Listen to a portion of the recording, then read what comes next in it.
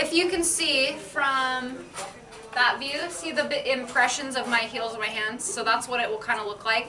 Let me tell you some common mistakes is to hold your hands flat when you do this. So notice my hands are like wrapped around the clay. If you hold your hands flat and you start wedging, it will go out really wide like a Tootsie Roll. Okay, so you want to think you're always keeping it kind of compact.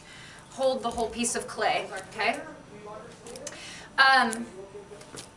Another common mistake is to wedge for too long. So keep your wedging pretty brief. I would say about 30 seconds and then be done. So the problem is, you can see on my hands, can you see my hands how they're kind of wet looking? See the table is getting wet. If you're close you can see that. Where's that water coming from?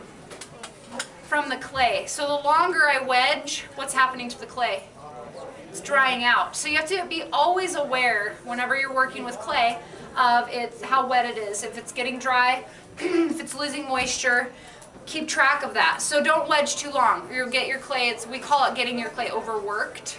And then it becomes dry and it's difficult to work with. So avoid that. When I'm done wedging, I take it and hit it into a cube. This helps me to prepare it for whatever I'm doing next. But the sides tend to have these little creases in them. Just from that motion, it mixes it up from the sides. It's not as smooth. And this will help get rid of some of those. And then I can go and take it to whatever I'm doing next with it. Okay, so that's how I wedge.